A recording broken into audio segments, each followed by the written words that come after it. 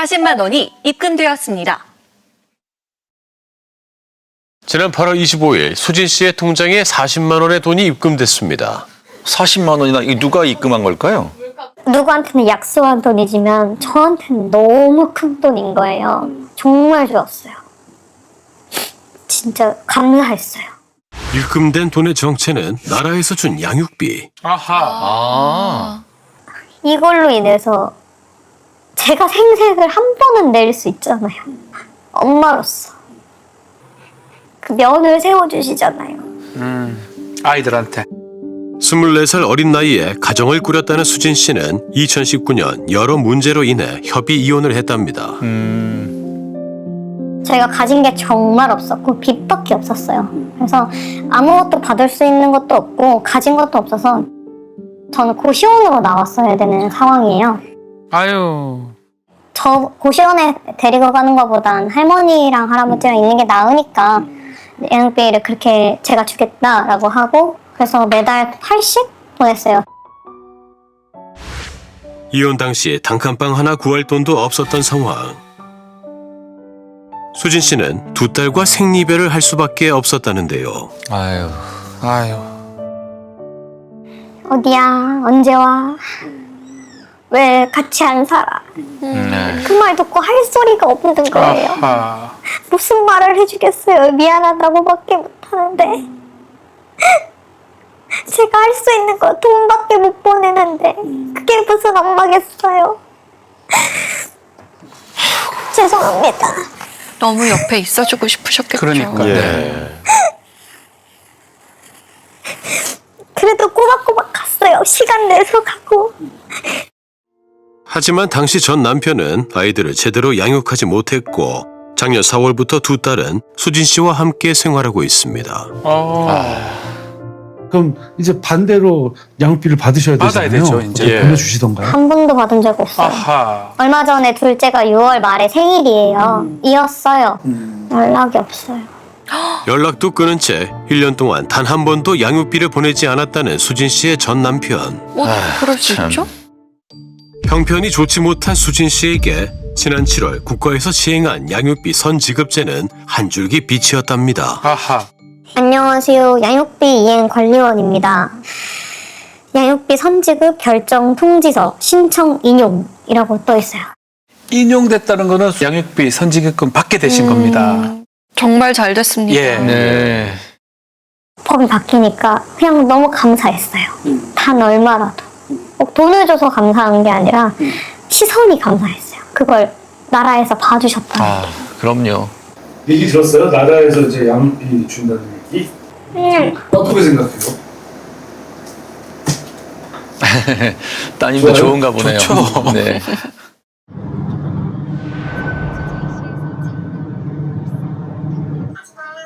사 년 전 실화탐사대에 출연했었던 준수와 희영 씨. 당시 9살이었던 준수 군은 아빠를 아저씨라고 부르며 큰 충격을 안겼는데요. 아, 기억납니다. 기억나요. 저는 그 아빠를 만나기 싫어요. 왜냐하면 아빠가 짜증나니까 대신 연락하지 말라고 했어요. 저는 그때 진짜 슬프고 복수하고 아이가 싶었어요. 복수 얘기를 그때 했어요. 했던 말을 잊을 수가 없어요. 진짜 정말 엄청 싫어요. 아직 그 아저씨랑 만나고 싶지 않아요. 왜 그 아저씨라고 불러요? 더 이상 아빠가 아니니까 아빠 의무도 하지 않고 태어나자마자 그냥 갔어요. 준수군은 어느새 훌쩍 커버렸습니다. 많이 컸네요. 많이 컸어요. 네, 많이 자랐습니다. 예. 키가 엄청나게 큰 것 같은데? 네. 키가 얼마나 컸어요? 그때가 130이었고 지금은 40cm 큽니다. 진짜 컸군요. 정말 많이 컸네요. 네. 그때는 여기 엄마랑 저랑 다 들어갔는데 지금 엄마랑 밖에 안 들어가서. 그렇다면 준수가 중학생이 되는 동안 과연 양육비를 받았을까? 그때 이제 11년간 못 받은 걸로 저희가 알고 있는데 그 방송 이후에 혹시 양육비를 받은 적 있으세요? 아니 아직 못 받아서 한 번도. 아이고, 아직도. 아직도요? 그럼 이제 11년이 아니라 네, 15년이죠. 아마 한 1억 5천은 넘을 거예요. 아유. 방송 이후에도 전 남편 정 씨는 양육비를 주지 않았고 도리어 양육비를 깎아달라면서도 아들을 보고 싶다고 법원에 주장했답니다. 이제 아이한테 선물을 보내고 영상통화하고 이제 이런 것들을 먼저 시작을 해라라고 결정이 났어요. 근데 아직까지 그런 것들은 한 번도 시행이 된 적이 없습니다. 전혀 연락도 없고 선물. 네. 법원 결정에도 아빠는 전화 한 통, 선물 하나도 없었다는데요. 아무것도 안 했네요. 우리 선물도 보낼 기회도 있었고 근데 안 했지.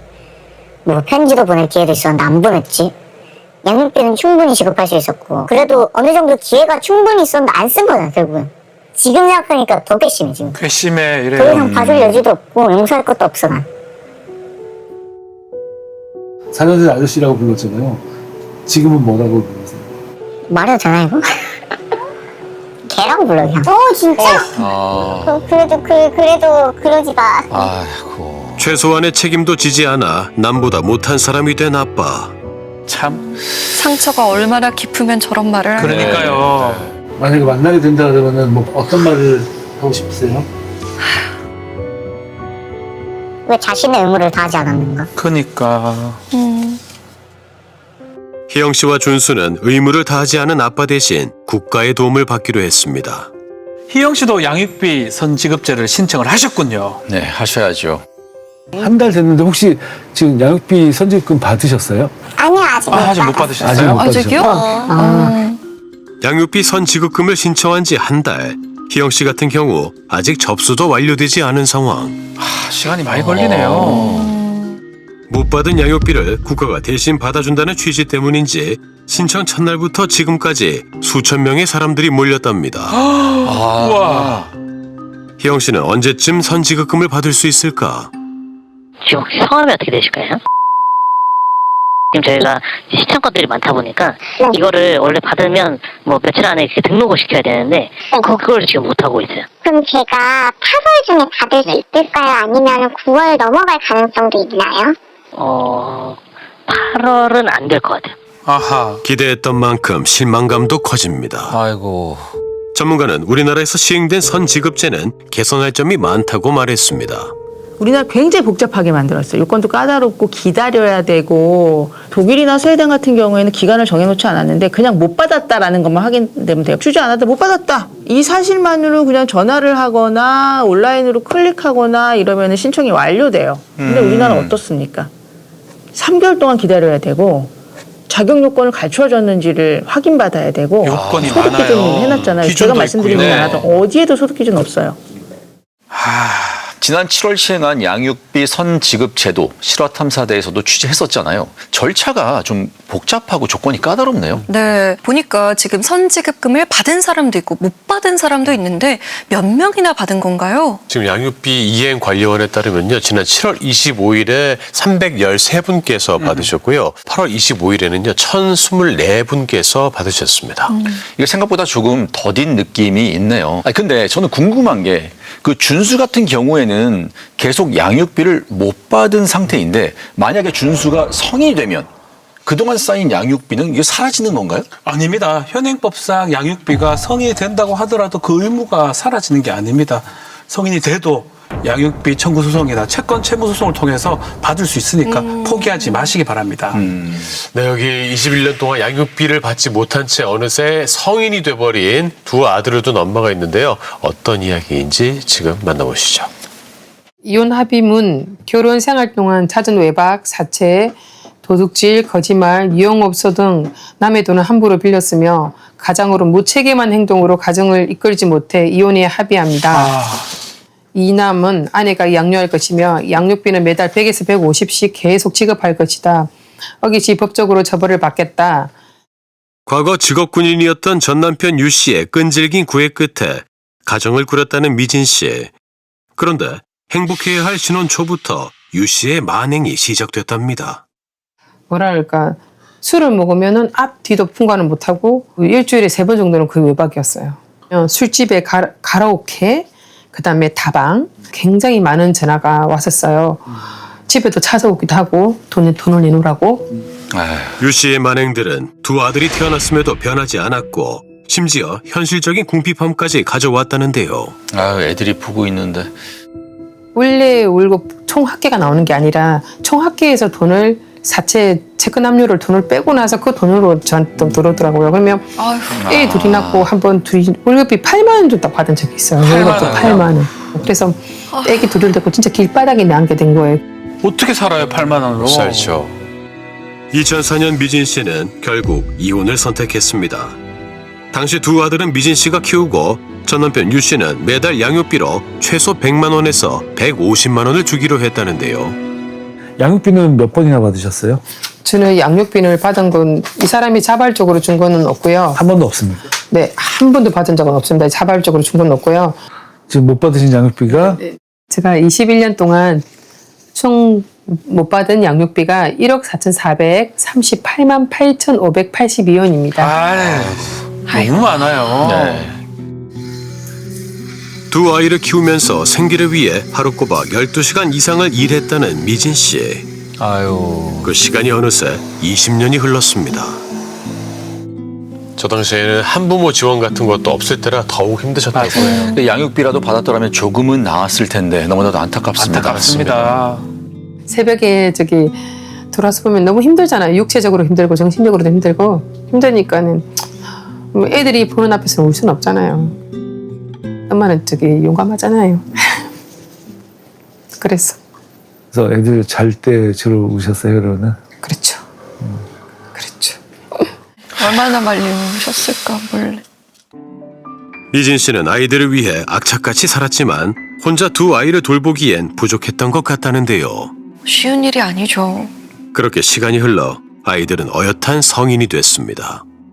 저는 28살이고 부모님이 7살 때 이혼하셨습니다. 그 7살 때까지의 아버지의 기억은 좀 어떤 게 있어요?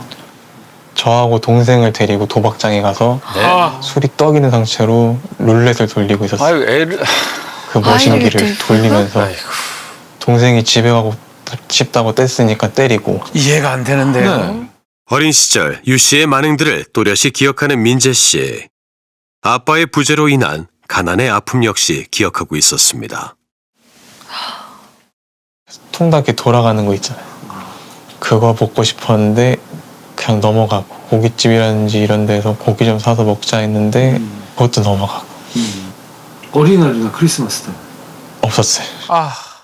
남들 다니는 학원, 뭐 가외 약간 이런 학구열 같은 것도 해보고 싶은 것도 있었는데 아무것도 안 돼.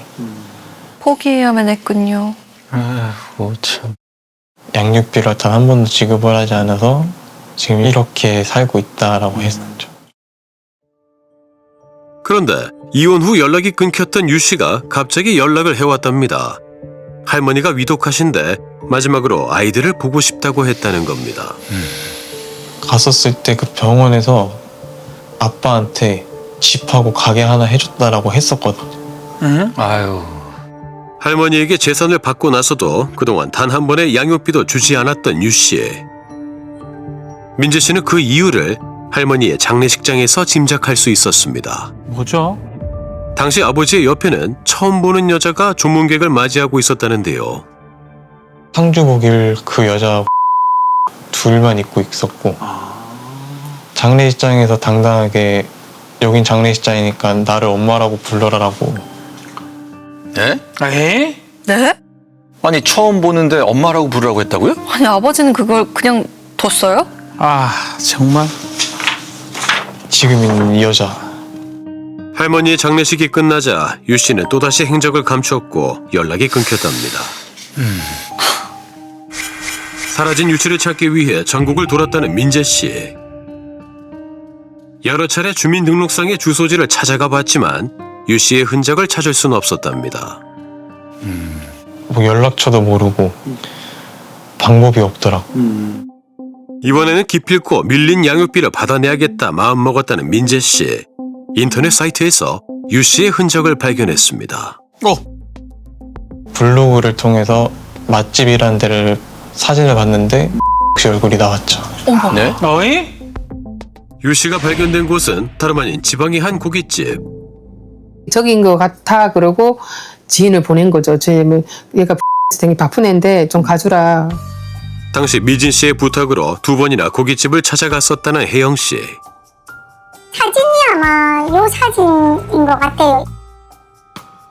어머. 찾았다. 그분이 직접 이제 남편이 직접 우리한테 주문을 받았어요. 직접 저희들 고기도 구워주시고 그리고 이제 세팅을 이제 알바생인가 직원인가가 누가 했어요. 그래서 제가 물어봤거든요. 아 저분이 사장님이냐 맞다고 하시더라고요. 네. 그래갖고 거기에 그 사모님이라는 분이 있었어요. 같이 일을 했었어요. 사모님이라는 사람은 장례식장에 함께 있었던 그 여자였습니다. 그 여성 그러네요. 네. 그런데 유 씨가 운영하는 걸로 추정되는 가게는 하나가 더 있었다는데요. 아니 그러면서 양육비를 안 줘요? 막상 가서 또 확인하니까 어떤 생각이 드셨어요? 아 진짜 믿을 사람 없다는 생각이 너무하다. 진짜 어떻게 사람이 자식을 놓고 이렇게까지 하느냐. 그렇게 이렇게 장사도 잘 되는데 잘 사는데. 예. 그 자식 양육비가 뭐라고 그걸 안 주기 위해서 그렇게만 이렇게 빼돌리고. 오랜 기간 어떠한 방법으로도 양육비를 받을 수 없었던 미진 씨는 결국 유 씨를 형사 고소했습니다. 21년간의 긴 싸움의 끝을 맺을 수 있을까? 그 형사 고소할 때는 정말 많은 사람이 많이 도와줬어요. 단원수가 한 손편지가 130장 정도 같고요. 온라인 단원수가 아마 제가 알기로 아마 7, 8천 장이 가지 않았을까요? 와. 2024년 7월 18일 1심에서는 유 씨에게 법정 최고형을 선고했습니다. 징역 1년 나왔네요. 이야, 이게 나오기가 쉽지 않은 건데요. 그렇죠. 처음으로 최고형을 받았어요. 판사가 뭐라고 하면서 판결 내리던가 이유에 대해서 좀 얘기하던가요? 재질이 너무 나쁘다. 정확하게 그 아시네요. 일할 수 있는 기간도 있었는데 한 번도 지급을 하지 않은 것. 거기에서 괘씸죄가 크다. 하지만 다음 날 유 씨는 1심 판결에 바로 항소했답니다. 항소를 했다고요? 약 4개월의 항소심 끝에 2024년 11월 징역 1년이 확정된 유 씨의 양육비 관련 법정 최고형을 받은 최초의 사례입니다. 21년간의 노력 끝에 얻어낸 결과네요. 네. 재판 과정을 지켜본 사람들은 양육비를 바라보는 시선이 달라졌다고 말합니다. 재판정에서의 흐름도 검사님도 그렇고 판사님도 그렇고 이거는 양육비는 반드시 지급돼야 되는 거고 아이의 생존권과 직결된다. 그렇죠. 아동을 보호해야 된다는 쪽으로 바뀌어 있다는 걸 좀 느꼈어요. 그런데 감옥에서 출소한 유 씨가 갑자기 미진 씨의 통장에 65만 원을 입금했다는데요. 네? 왜죠? 성년은 안 되잖아요. 그게 순지급이 안 되는데 그게 자기도 해당하는 줄 알고 꼼수를 부린 것 같아요. 그래서 돈을 소금액으로 두 배를 나눠서 30만 원, 35만 원을 보내고 며칠에 보냈습니까? 6월 2일 날 30만 원, 35만 원을 보냈더라고요. 전 남편을 만나러 갈 수도 있을 것 같은데 혹시 어떤 걸 좀 저희가 물어보면 좋을 것 같으세요? 궁금하지 않아요. 근데 애들한테 그냥 양육비나 줬으면 좋겠어요. 양육비. 전 남편이 갑자기 왜 돈을 보낸 건지 궁금하긴 하네요. 그러게요. 이제 정말로 양육비를 줄 생각이 있는 걸까요? 유 씨가 운영 중인 걸로 추정되는 가게를 찾았습니다. 계십니까? MBC 실화탐사대 이충근 PD라고 합니다. 되시죠? 잠깐 좀 말씀 좀 들을 수 있을까요? 법정 최고형 받고 다녀오셨는데 어떤 생각이세요? 네? 이거 너무 아무렇지도 않게 말씀하시네요. 안 주신 게 1억 4,600만 원이라고 나오는데 좀 어떻게 해결할 생각이세요? 네. 네. 네. 선생님 저기 선생님 영업하고 지금 일을 하시는 거지 않습니까? 일하는 거 아닌가요, 지금? 와. 이혼하신 게 2004년부터면 지금 21년 아닙니까? 아니 그럼 하다못해 뭐 돈 몇만 원, 10만 원씩이라도 보내주셨어야 되는 거 아닙니까? 어떻게 보내주셨는데요? 그러니까 증거를 한번 보여주세요. 저쪽에서는 없대요. 네? 아, 못 받았다는데 선생님은 주셨다고 하니까 거기에 대해서 지금 말이 안 맞으니까 여쭤보는 거죠. 그러니까 양육비를 어쨌든 좀 해결은 어쨌든 하실 생각이 있으신 거예요? 아니 65만 원 받아줬어요. 그러니까 7월 2일에 30만 원, 35만 원 입금하신 거예요? 네. 그 차이 땅도 기한이 주기로 했고요. 어떤 땅을요? 그 차이 있는 땅에. 땅이요? 땅이 있었는데도 그동안 양육비를 안 주신 거예요? 그럼 땅을 언제 그럼 넘겨주실 생각이십니까? 얼마 할까 너무 잘합니다. 아하. 유 씨는 제작진에게 앞으로 양육비는 꾸준히 지급할 예정이고 시골에 있는 땅도 아들에게 줄 거라고 말했는데요. 아, 그 약속 꼭 지키셨으면 좋겠습니다. 유 씨는 과연 약속을 지켰을까요? 미진 씨를 다시 만났습니다. 전화는 안 왔지만 뭐 땅을 저한테 문자가 왔죠. 문자가 왔는 땅을 주겠다고 했는데 네. 그 땅이 문종사연이라서 되게 복잡해요. 아, 선생님한테 넘겨주실 거예요? 언제 하실 거예요? 8월달에 한다고 했는데 혹시 연락 온 거 있어요? 전혀 없어요. 혹시 큰아드님한테도 연락 온 거? 연락처도 큰애 전화번호를 몰라요. 카톡도 제가 보냈는데 읽지도 않아서 제가 문자로 보냈거든요. 문자도 지금 읽지 않고 있더라고요. 네. 제가 한 달의 기간을 주면 제가 감치 명령을 안 한다 그랬었거든요. 일단 이제 한 달이 지났으니까 감치 명령 접수한 거 접수 좀 보냈죠. 혹시나 하는 마음이 역시나로 돌아온 순간 미진 씨는 아이들을 위해서라도 끝까지 포기하지 않겠다고 다짐합니다. 저렇게 하는 태도에 대해서 저는 용서가 할 수가 없을 것 같아요. 정말. 지금 네, 그래서 끝까지 할 겁니다. 아니 어쩜 저렇게 한결같이 변명이나 하는 행동들이 똑같은 건지. 혹시 처벌이 약해서 그런 걸까 하는 생각도 들었어요. 미국의 어떤 주에서는 양육비를 주지 않는 경우를 법정 최고형 14년까지 선고할 수 있는 중범죄로 취급을 한다고 하더라고요. 그런데 우리나라는 그에 반해서 법정 최고형이 1년이잖아요. 그마저도 선고받기 쉽지 않고요. 앞으로 우리나라가 좀 달라질 것 같기는 합니다. 작년에 아동복지법이 개정안이 발의가 됐는데 이 개정안에 따르면 양육비 미지급을 아동 학대 행위로 규정하고 있습니다. 처벌도 강화가 됐어요. 2년 이하의 징역 또는 2천만 원의 벌금에 처할 수가 있습니다.